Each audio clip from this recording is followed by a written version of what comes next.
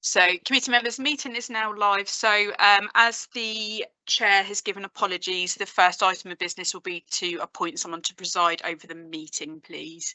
Councillor Webb. I'd like to propose Councillor Wendy Brooks. Councillor Brooks. Councillor Pearce. Second. And a vote, please. Okay, that's everyone. Councillor Brooks, would you like to take the hot seat?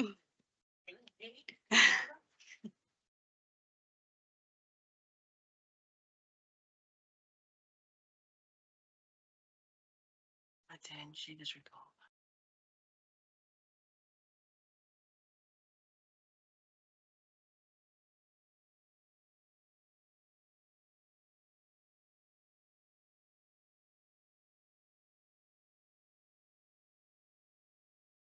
Is there a fire thing? So I've got the. It's all on the one page now, Councillor Brooks. Okay. Yeah. Right, okay. Welcome to the meeting. In the event of the fire, please follow the directions to the fire exits. Make your way to the assembly point adjacent to the Quick Fit building. In the interest of openness and transparency, the law permits recording photography to report on the proceedings of the council meetings when they're open to the public. No flash photography or additional lighting should be used without prior consent. Anyone wishing to report on the meeting or anyone not wishing to be filmed or photographed should notify the clerk or chair. The meeting will be live streamed on YouTube, therefore please remember to speak clearly and use your microphone, remembering to switch it off when you're finished. As the chair of the meeting, I have the discretion to suspend or terminate the live streaming if, in my opinion, continuing to do so would prejudice the proceedings of the meeting. Improper conduct or disruptive behaviour will not be tolerated. Please raise your hand to indicate you wish to speak and wait for me to call upon you. As chair of the meeting, I will determine the order in which members will be invited to speak. To ensure the efficiency of the meeting, no member may speak for more than 3 minutes on one item or more than once. Therefore, please make your points as concisely as possible. Please may I also remind you to be polite and respectful towards one another at all times. Please put your phones on silent mode and put your phones away for the duration of the meeting and adhere to the non-smoking policy of this building and its grounds. So welcome to Lowestoft Town Council's Town Hall Project meeting, and in attendance today we have councillors Rappensberger, Pearce, Colby and Webb and myself, Wendy Brooks. And also in attendance we have Sheila Moss-King, Project Manager, Holly Bryant, Holly Bryant, Apprentice, Heritage Apprentice, John Chamberlain, Heritage Officer. Yep. Ben Porter, East Suffolk Council, and Helen, I forgot your second name. Johnson. Huh? Johnson, sorry, Helen Johnson, East Suffolk Council, and officers in attendance. We have James Cox, Finance Manager, Lauren Elliott, our Senior Project and Procurement Clerk, and who's this person sitting next to me? Oh, I think it's Sarah Foot, the Town Clerk. Okay. Oh, that's not that one. I want this one though tonight. Okay. Apologies. Is that to receive and consider apologies, please? Yeah, so we've had apologies from councillors Sonia Barker and Nasima Begum with reasons provided. Andy's proposing. Seconder, please. Seconded by Nick Webb. All those in favour? Unanimous. Declarations of interests and dispensations. Anybody got any to declare? To receive declarations of disclosable pecuniary other registrable, that's the first one. The second one, to consider written requests for dispensations for disclosable pecuniary interests and non-dispensations granted. No, I don't believe we've had any written requests, no. Thank you. Consider the draft minutes and confidential note of the meeting of the 11th of September 25. Andy? Propose we accept both as a true and accurate record of that meeting. Seconded by Bernie. All those in favour?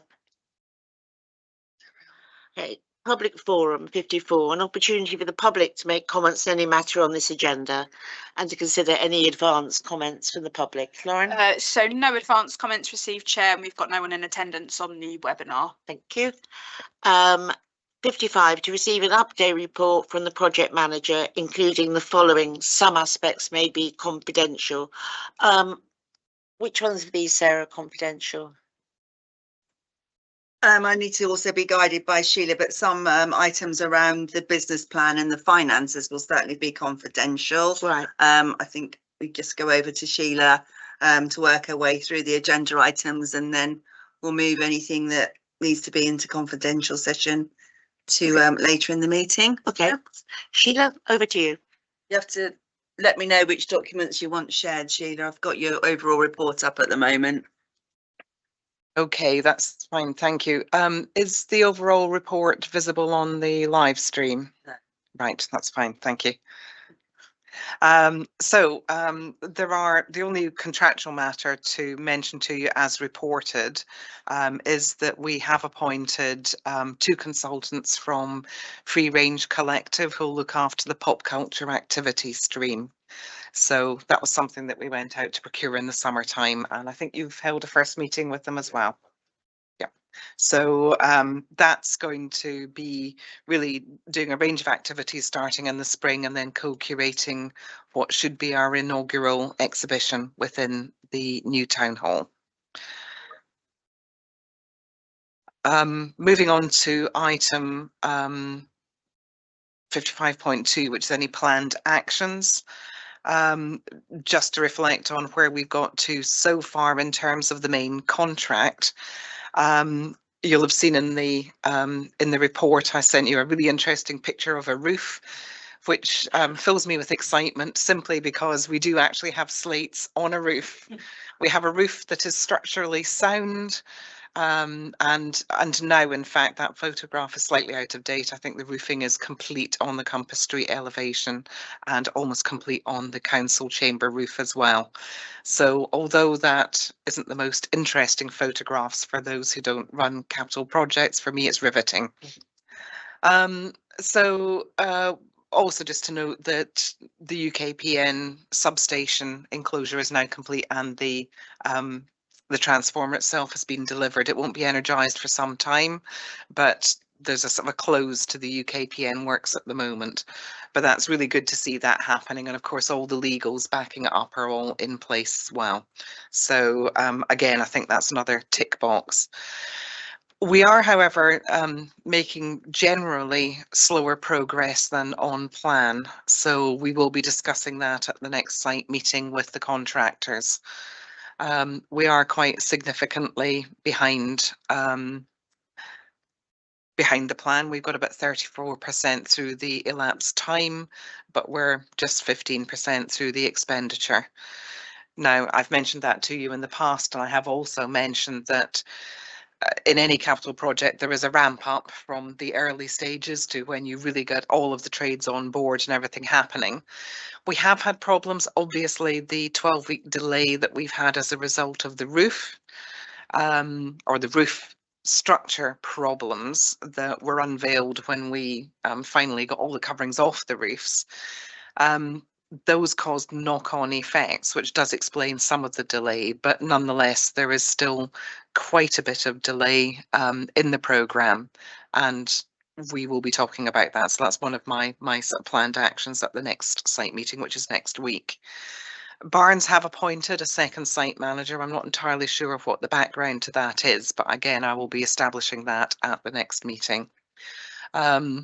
There's an awful lot going on. It's a big site in terms of it's got lots of different areas, lots of different trades involved, and bringing them all on board is quite complex. But I think we'd like to see a bit more pace picking up now that the roofs are largely done and the scaffolding that has been in the way supporting them can now be removed. So there's room to get going below. Just to report on the condition of the council chamber. The walls in the council chamber, now that we're able to get some of the wallpaper off the walls, we do have a real mix of cement, render, plaster, modern paintwork, lime plaster, and various other paint finishes. And in some cases where we've got lime plaster, it turns out that we have concrete underneath and we're not entirely sure why that would be, whether it's original, what's going on. So we're doing a major piece of work at the moment, going around all of those original plaster finishes. We've got schemes for taking off some of the modern paints that won't damage the lime plaster underneath. Gloss paint over lime plaster is never a grand idea. But we also need to go through all of the plaster and work out a plan as exactly how we're going to deal with what's there, what's going to be left, what needs to be removed, and how we do the full restoration. We have found that the east wall of the council chamber does actually have a kind of false wall over the top of it. So we're just removing that at the moment, and I will be finding out shortly why it's there. I have to say that it's not often that you have a false wall put on top of another wall for anything other than the fact that the original one's a bit rubbish. So we're not expecting to find anything lovely underneath, but you never know. We'll find out soon. I need to talk to you about the AV design, but I'll need to take that in confidential session, and just to discuss a little bit about the risk register and quality, which I'll need to take in confidential session as well. Any questions for Sheila? Helen, then Andy. This might be for confidential session, just about the extension of time and also professional fees. So we have had extension of time, which we might have to take in confidential session. Sorry, there is an extension of time application, which is for 16 weeks. Contract admin are examining it at the moment. What I don't know is whether or not their decision is public. All right, Helen, it's okay. Andy. Two things, Sheila. The extension for 16 weeks, does that include the 12 weeks we've already been considering? Yes, it does. Okay, thank you. Sorry. And the other thing is, I think you've answered, but the second site manager, you've explained that no rationale been given, although you said like because of the size and complexity of the site and the different trades. But please, you said you will be taking that with them, but please could you get an answer for the next meeting so that we can all understand that? Yes, I'll also just inform members in the meantime, once I know what the position is and the rationale for it, I'll let you know before the next meeting. I mean, as a rough guess, a second site manager might mean they can work more hours. That would seem, maybe even at weekends. I really can't comment at the moment. I have no idea what the background to it is. There's any number of reasons there could be. So I can't Restrictions on work discuss that. because of the neighbours. True. Sarah's just pointed out they can't work at the weekends, certainly on Sunday, because of neighbours and residents' concerns. Can you just clarify something for me, Sheila? If you go down Mariner Street, there's a kind of red brick thing that's appeared. Is that the UKPN substation? Yes, that is the hutch for the UKPN substation. It is the required size. It will have a roof on it in due course. And I think, sorry, I should say that you'll look at it and think that it stands out significantly, but if you bear in mind that to the east of it will be the back alleyway leading to the back access to the town hall, and on the other side of that alleyway further east will be the event hall, which will be new brick build, along with the new red brick wall along the Mariner Street elevation. So at the moment there's this very strange red brick pillbox sitting on its own, and it looks very odd, but I think once you've got a lot more red brick building round about it, I doubt you'll even notice it. Thank you. Anything else? So everything else in that, Sheila, you're taking the risk register, everything else is going into confidential, is that correct? So we've got, yes? Yeah, I need to just discuss this. I've issued an updated risk register, but there's just one item on it that I need to discuss with you in confidential session. And I think the business plan at the moment is best handled in confidential as well. We could have an update on the activity plan from Okay, Sean and So- 15. yes, so we go to 55.5. Yes? Sorry, Chair. Sorry, no, I was Sarah, just going to let you know that Harriet's just joined if we wanted to do her now. That would make a lot of sense. Yeah. She's available if you're Yeah. okay with that. Right, so And we'll that's- do some technology, haven't we, Lauren? My agenda finishes at 55, which I know is incorrect. So it's the activity plan update, isn't Okay. it? Yeah. That's from Harriet. Yeah. Harriet's giving an update on the evaluation, which of I the think is, activity plan, yeah. yes, so it's the next thing on the Yeah. agenda that you can't see. So I just got lost in that conversation. So are we going to do Harriet first, or are we doing the activity plan with Don and Holly? Which are we doing first? We're going to do Harriet first, which will be a review of what's been going on with the activity plan in terms of evaluating the activity plan. And then we'll have an update on the activity plan and the activities going forward, as I Okay. understand it. I need to find Harriet's slides though while Lauren lets her in. So I'm going in here on And I need I'm part here. 2 of the agenda. Morning, Harriet. Hi. Morning. I didn't know Harriet, if you could see I'd come into the meeting. we can't actually, Harriet, we can't actually see you at the moment. We're just getting your slides up for the No committee to problem. see. Okay. I'm glad that they arrived okay because they were a bit problematic to send. That's not, is it? That's, yeah. Oh, we seem to have a slide up. We're just going to get the slideshow running. Can we see Harriet as well, or is that beyond the pale in technology term? Don't worry if you can't see me, I don't mind. Sorry, I'm so ungrateful. We've got your slides up in glorious Technicolor and we can all see them. You'll Lovely. just have to give, hi Harriet, Sarah, you'll just have to give me a prompt for next I will slide. do. And we're Yeah, still in public I'm gonna- session as well. Thank you. I'm going to turn them on for me as well, Just so I know that I'm talking to the one same people. moment, Harriet. Harriet, one moment, please. Mm. Can everybody hear Harriet? All right. Can I ask you to slow down a bit, please, Harriet? You're speaking quite quickly. Okay, no problem. Thank you. Can I start? Yes. Super. Okay, thank you very much, everyone, for listening in today. I've been asked to talk about, where are we at? What's the picture that's emerging? So I'm going to be talking on behalf of Luella Selfridge, who's my colleague, but she's not here today.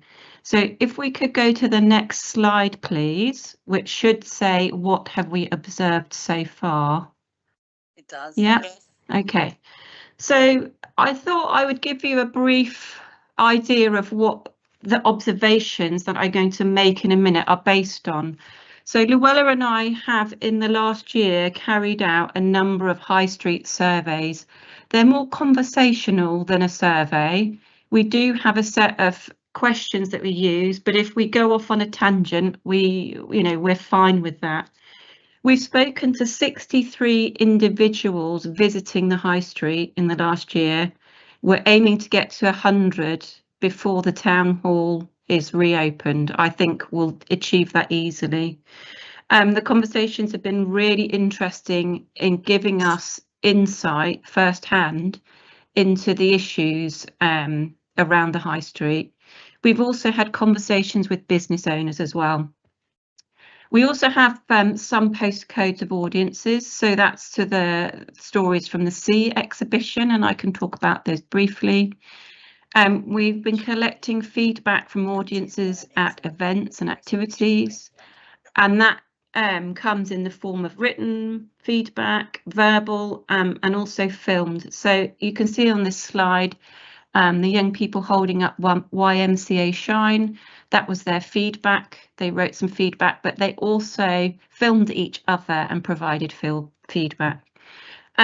We did a survey in the summer of project staff and delivery partners, and also people who came on the tours, and we had about 20 responses to that. Really rich, insightful comments. We've got the numbers of people and numbers of things associated with the delivery of the activity plan. I'm not going to touch upon that because I know Jess has done quite a detailed activity plan report with lots of numbers in it, but we have access to those.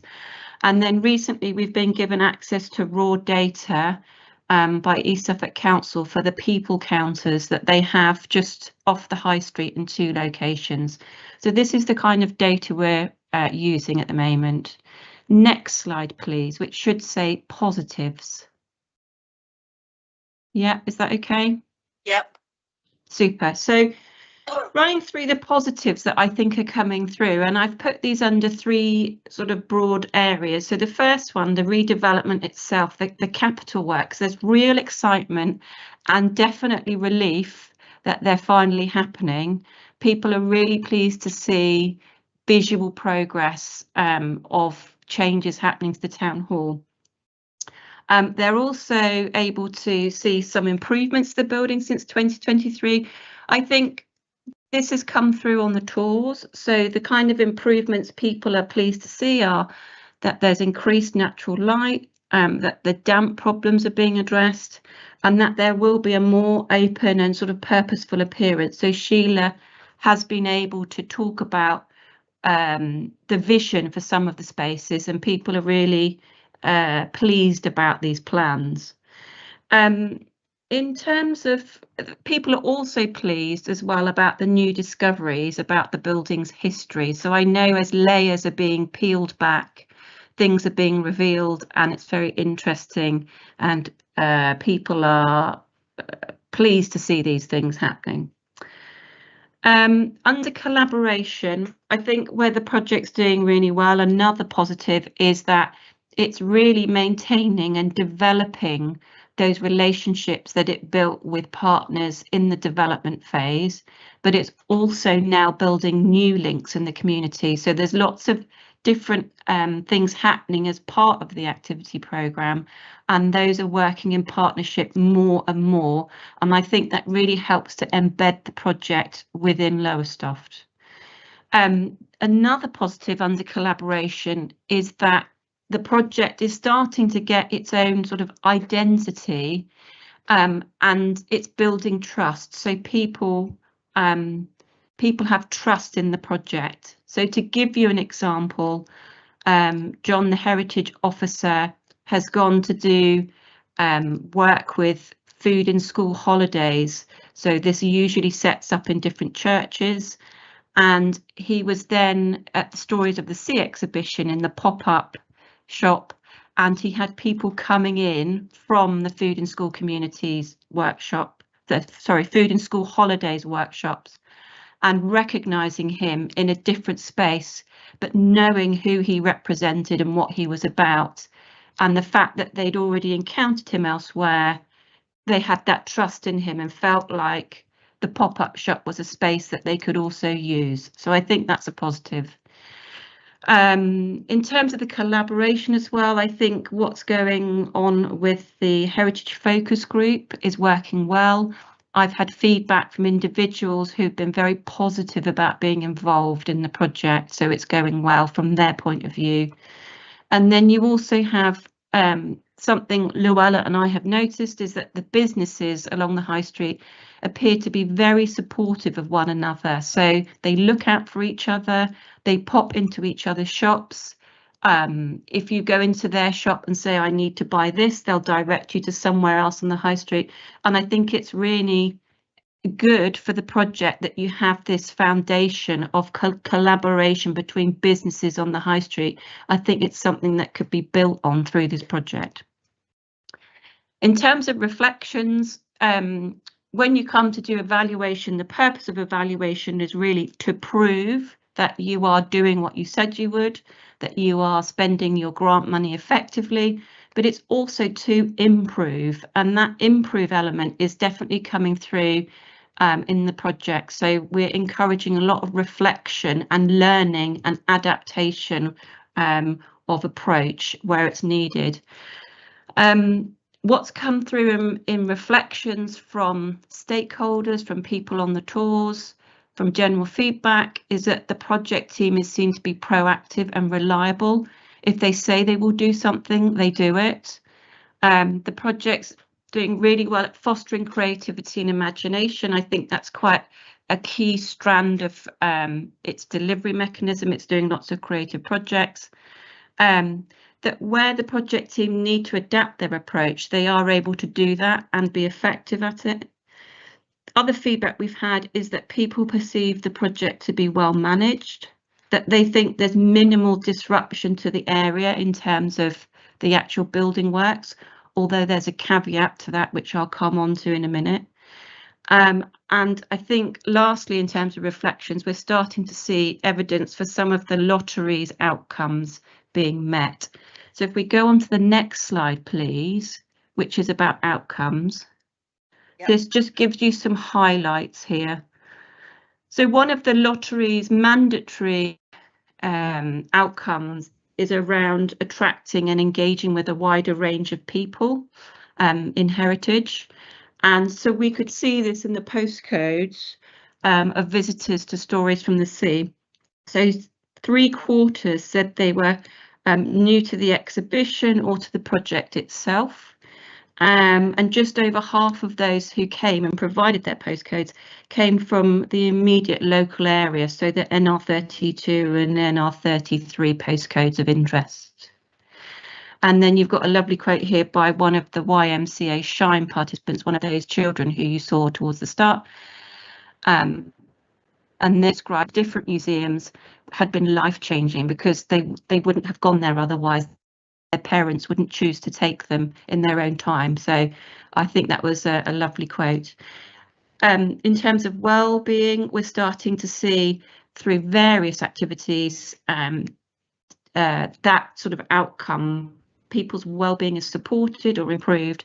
And we have a quote here from Poetry People who were working in the Roman Hill and saw differences in some of the children. There was also a girl who was filmed, and she was also able to talk about how the project had benefited her to film. So I won't read that out, I'll just let you read that yourself. If we give it 10 seconds and then move on to the next slide, so everyone's had a chance to read that quote.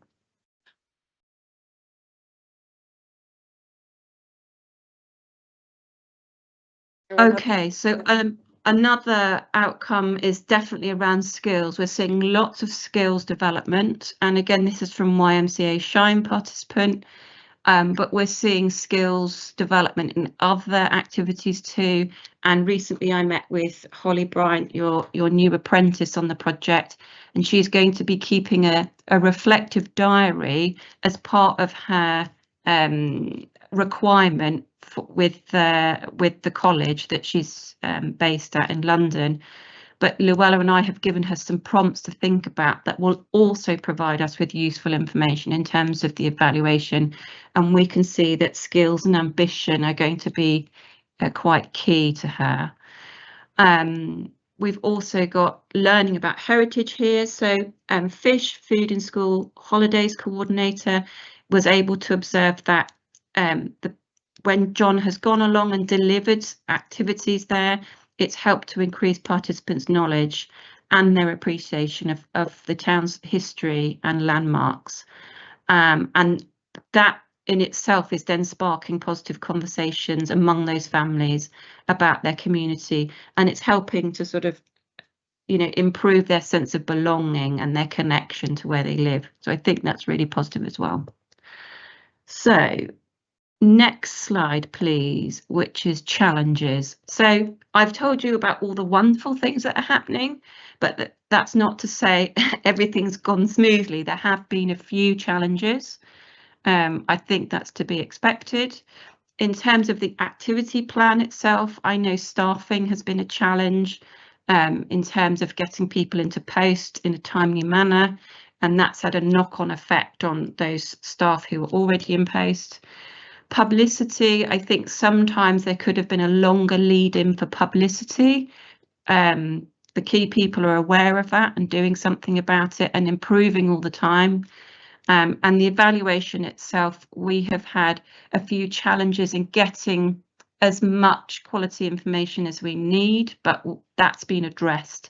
and I don't see it as a problem because we are always monitoring and reviewing all the time. I have a meeting this afternoon with John Chamberlain, and so we stay on top of things, and if things are a challenge, then we address them early on.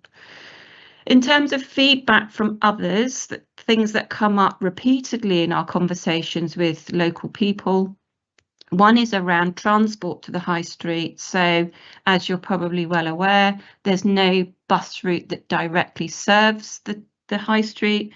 In the words of one person talking about the high street, they said you could be in Lowestoft and not even know it's here. So I'm raising this with you because I know there's been discussions about addressing that and actually bringing public transport onto the high street again. Car parking comes up again and again. I know that people say that they don't have long enough to park on the high street. I do know that there are plans to address that. So that would be positive if it could be done. Private absentee landlords come up a lot in conversations. And I know this project has strong ambitions to revive the high street, to increase footfall.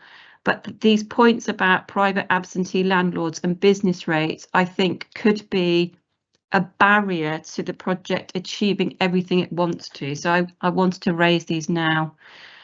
People talk about how they can't control the appearance of the high street or what shops are going in there because of these two things, really. Because if landlords have the unit and decide not to rent it out, then it just stands empty and it doesn't look very good.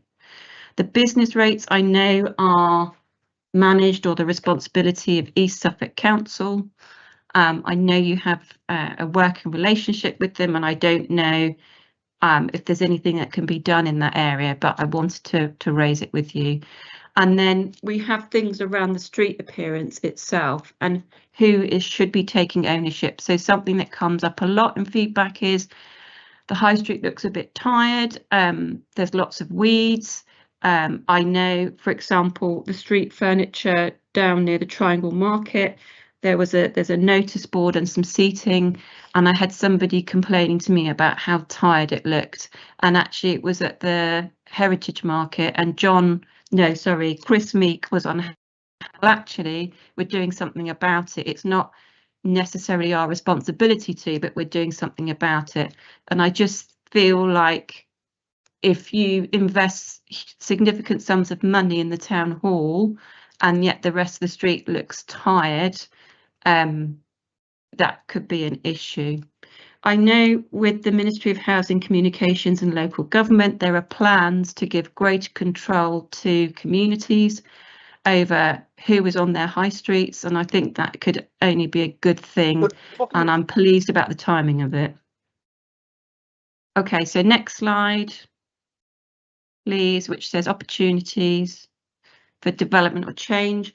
I think there's opportunities to really develop those relationships with local businesses and creatives. One thing that's come up a few times is in these kind of heritage projects or grant funded projects, what often happens is activities are offered for free, and they might be creative activities. And I think we just need to be a bit mindful of, if you have creatives on the high street who charge, then you are taking away their audiences from them. So that's come up before, that we need to be a bit mindful of that and not take business away from them. Other things that have come up in feedback is that people really enjoyed the tours. They would like those to continue. I know you had some more last month following this. So people like the tours, they want them to continue. There's also been suggested to have a dedicated blog on what's happening inside the town hall. People would like to see that. So construction and accessibility. So this is the caveat that I mentioned earlier. Somebody or a few people have pointed out that with the town hall capital works going on, and those are impinging slightly onto the pavement, and it's making it hard for people or on scooters to get past. So I thought I'd just mention that. I don't know if there's anything we can do about that in terms of the scaffolding. Transport. I think that's an opportunity to think about how we get people to the town hall and to the high street. And then this is the point about having greater influence over the whole of the high street, in what I mentioned about plans by the current government to give greater autonomy to local councils. So last slide, please, which is, or the penultimate one, which is what next. So we're going to continue to monitor and evaluate the activity programme. These are just a few of the things that we have coming up. It's not everything. So with the apprenticeship, as I mentioned, we're liaising with her to make sure we understand how her skills, knowledge development are progressing. And we're using the lessons learned from her current placement on the project to plan for the next apprenticeship as well. So if anything can be tweaked, it should be.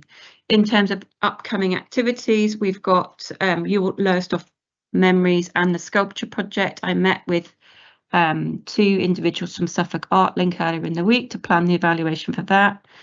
The collections volunteers, Luella or I will be coming to meet them soon and to talk to them about their experience, and also record how they're helping to deliver things for the project in terms of things like digitisation. We have a lot of work being done by Barnes. They're holding events in the community. There's plans for them to deliver more work experience activities as well. So we're monitoring that and we'll be collecting information from them. And then lastly, the High Street conversations will continue for the next 9 months at least, I would think, because they're going to provide a baseline that we then revisit once the town hall has been open a good year. We will go back to having some of those High Street conversations to get a sense of what change has happened. Last slide is just saying, are there any questions? Are there any questions? Helen? Andy? Thank you, Chair. That's really insightful. And oh yeah, sorry, it's Helen from East Suffolk Council. I do receive like the numbers from Jess in terms of the numbers for how many people are being reached and the engagement and participation. I think that's going well because obviously we aligned the numbers through the Towns Fund and the Heritage Fund and the business case. And it's good to see the level of engagement is actually sometimes exceeding targets as well. So it's good to actually to hear that, you know, the more personal stories and the impact that it's having at a personal level and the more kind of broader outcomes. In terms of the feedback from the High Street, that's really invaluable insight, and obviously I will feed that back internally. Obviously there is an awareness, obviously there is, you know, challenges along the High Street and they are somewhat persistent. But yeah, we can take that and take that back to East Suffolk to look at that further.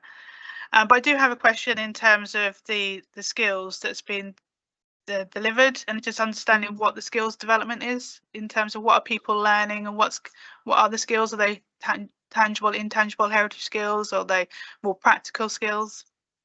I think they're both. So you have creative skills through things like what I just described, the meeting I had for your Lowestoft Memories and the Sculpture Project. Those will very much be around like team working, confidence building, creative skills, and you have those in a number of the activities that are happening through the activity programme. Then you have, I would say, slightly more you're getting into work skills. So what Barnes are doing in terms of their delivery, they're doing some things with students in college. It's not happened yet, but there will be more sort of heritage construction skills type of thing.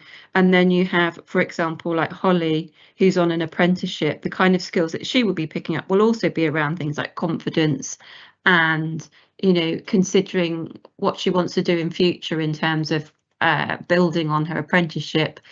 But there'll be more sort of, I would say, well, practical skills, because she's getting involved in a lot of the events, but also knowledge.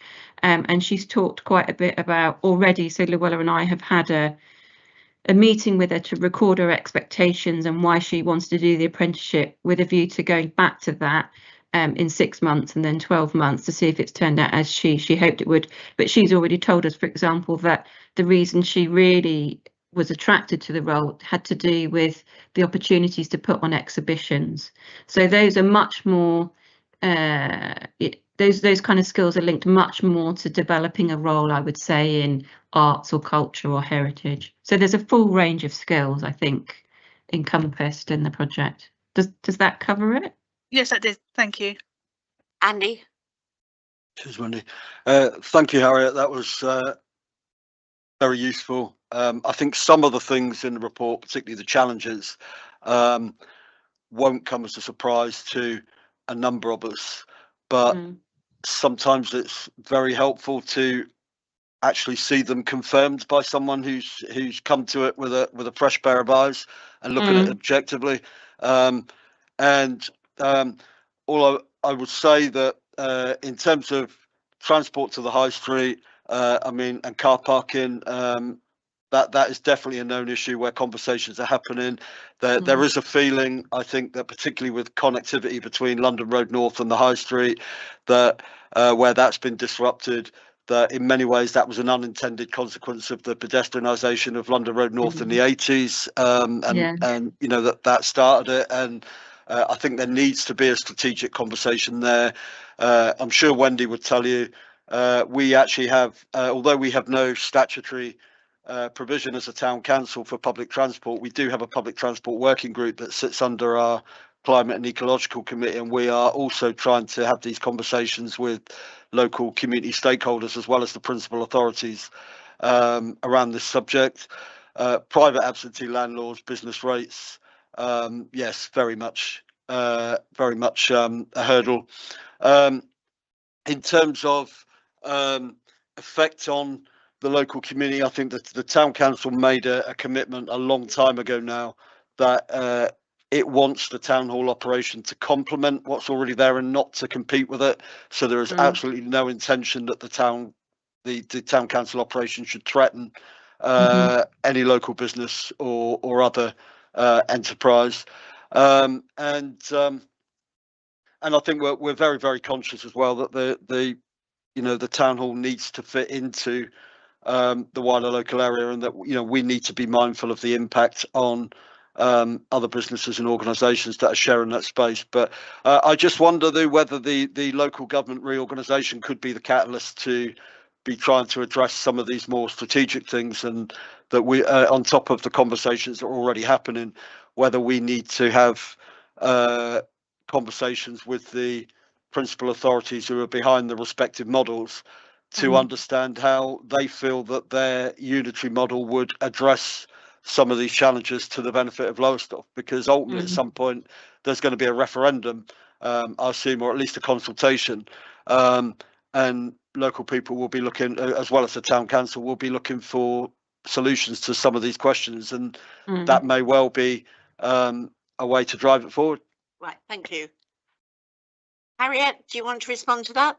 Very quickly, yes. I think 2 points I'd make. One is around that local government reorganisation, and as it will come as no surprise to you, something that often comes up in feedback or when people are having a moan about something is that they either say something's the responsibility of the wrong council, or they don't know who should take responsibility for it, and that is very frustrating for residents because they don't know how to affect change.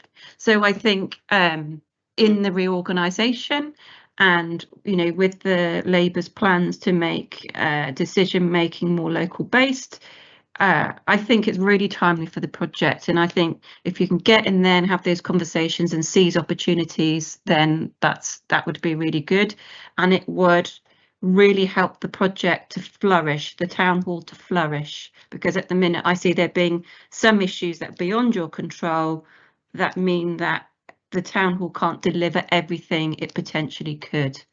And then my second point was around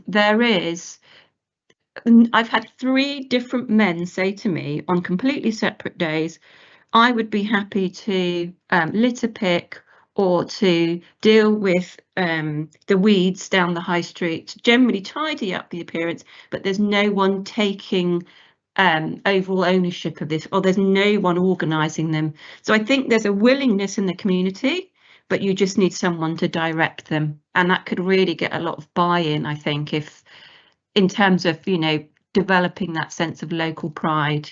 You just need somebody to organise them. Yeah, thanks a lot, Harriet. I've got a couple of observations. Yeah. I was very pleased with that Helen has said that they'll take back your Yes. observations back to East Suffolk. I think that's critical. Yes. On the transport agree. issue, yeah, on the transport issue, the people we are trying to talk to is at the moment is Suffolk County Council. If they'll exist or not in a few years' time, we don't even know. And we are trying to set up a sort of event in Lowestoft around public transport, because it is an issue. But at the moment, although we've talked about, you know, transport to a bus service to the high street, isn't actually something that we really feel at the moment we can do very much about progressing. But those we do need those conversations with East Suffolk to get their support. I think, you know, that's absolutely critical to make this work. A couple of other things. Business rates on the high street, my understanding was that they were quite low because the rents are quite low, but I could be wrong.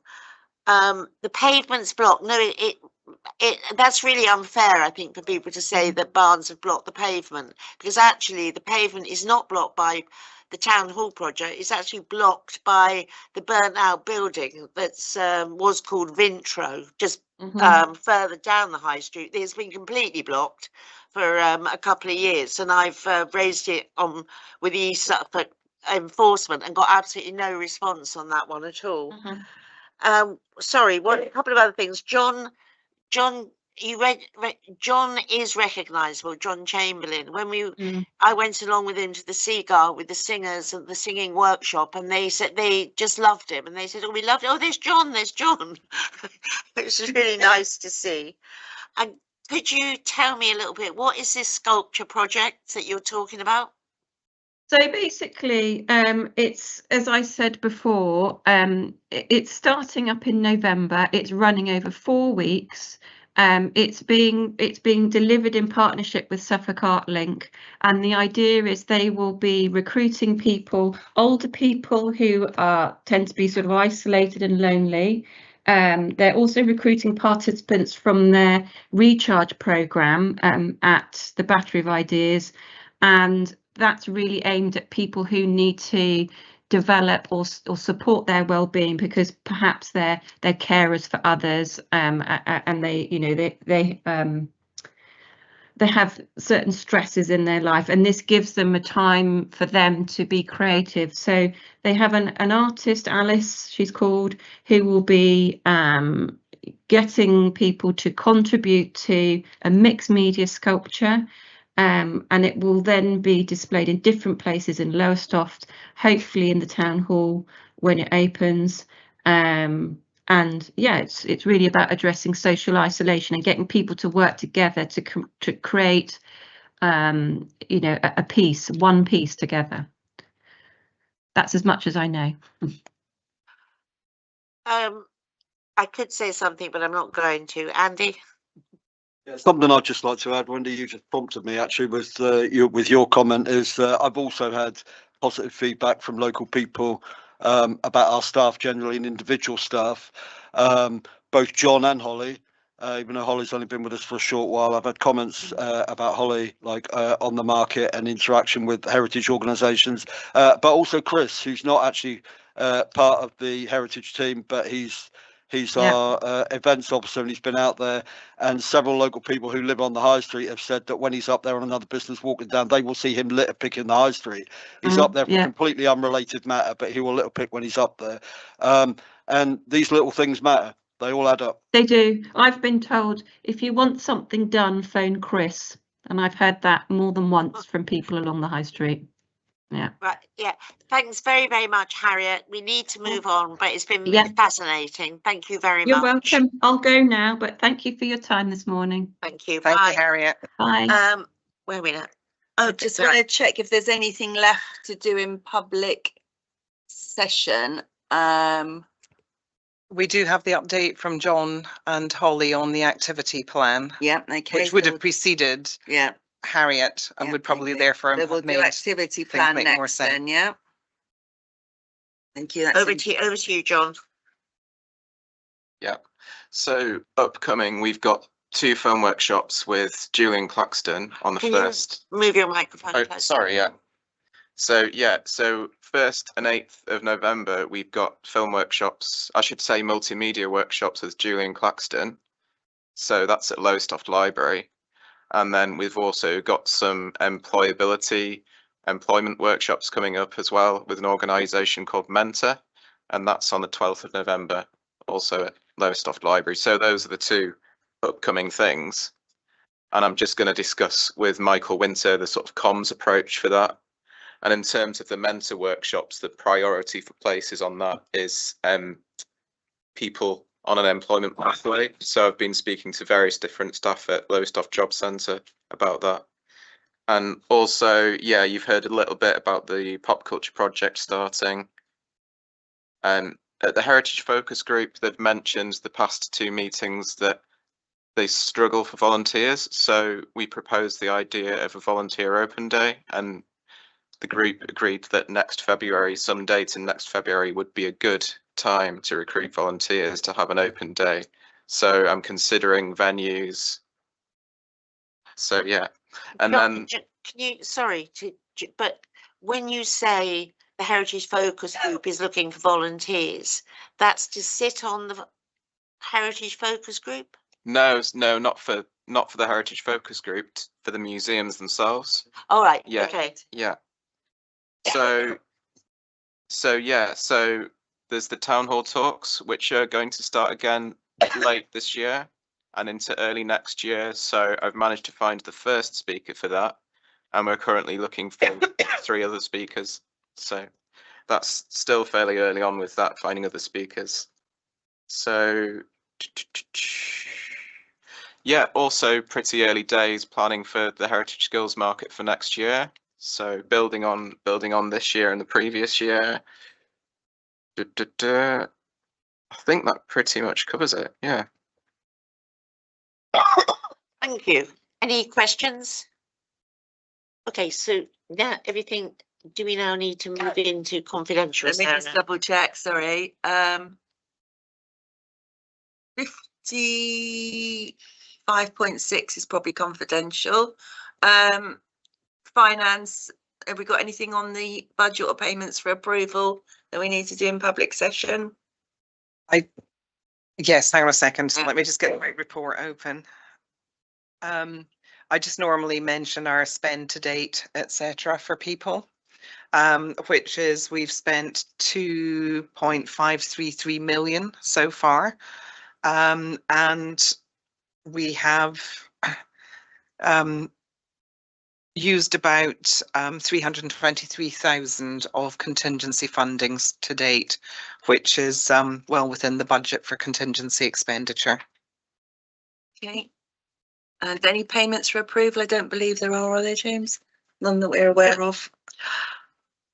What about to receive an update on baseline evaluation? Is that, Yeah, that's done that. confidential? No, we've done it. It was- We've done it. yeah, Oh, really? Harriet.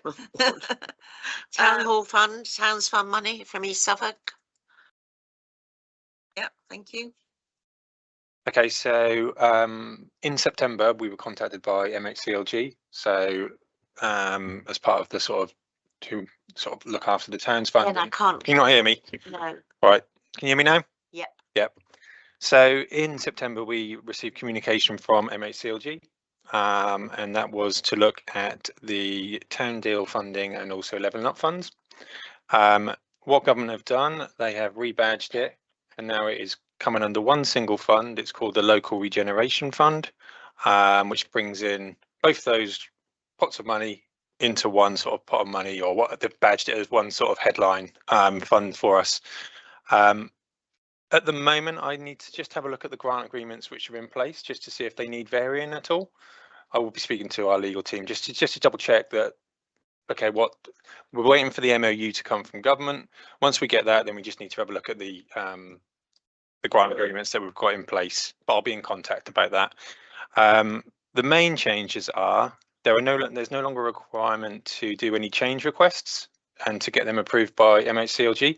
Previously, if we wanted to make changes within our Towns Fund programme and projects, we'd have to go through a change request process, which would require completing a document, a report to government, and then they would either approve or reject that change. We'd also have to run that through the place board as well.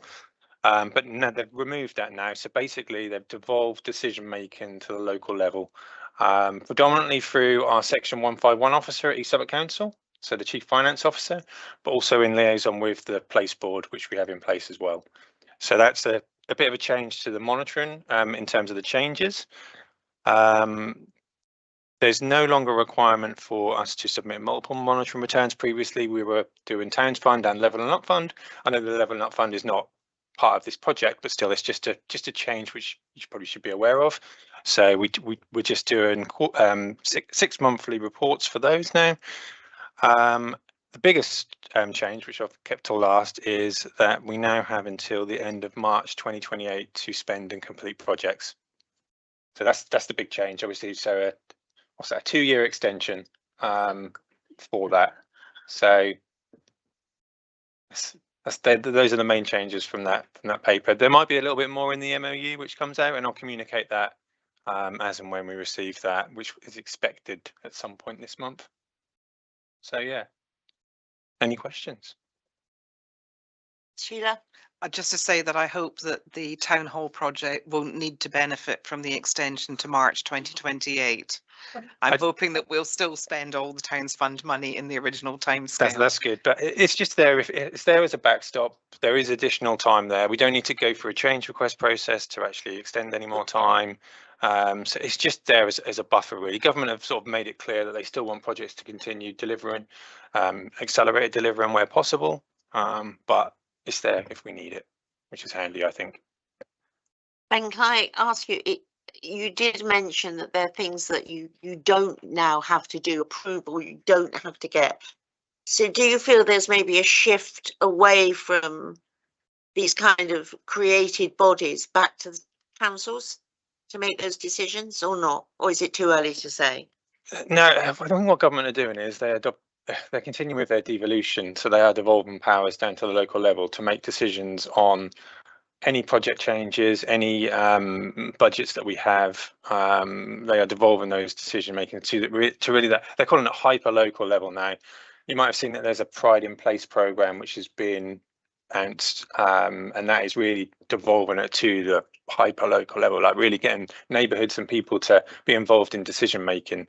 So it's kind of following with that theme, really, that we now don't need to go to government to make any changes and sort of set our priorities. A bit more to come through that local Pride in Place programme. We don't know too much about it at the moment, so I think I'll obviously be in touch on that, or will be in touch on that at some point in the future as that sort of moves forward as well. Any more questions for Ben? Right, okay, so now I think everything now is confidential, isn't it? Yeah, so just do 60. Date of the next meeting is Thursday, 13th of November at 10 o'clock. Any items for the next agenda? If you have them, email them into the office as usual. Admission to meetings. To resolve that under the Public Bodies Admission to Meetings Act of 1960, the public be excluded from the meeting on the grounds that publicity will be prejudicial to public interest by reason of the confidential nature of the business to be transacted, namely any employment matters and legal issues relating to the matters on this agenda. Neil to approve and Bernie seconding. All those in favour?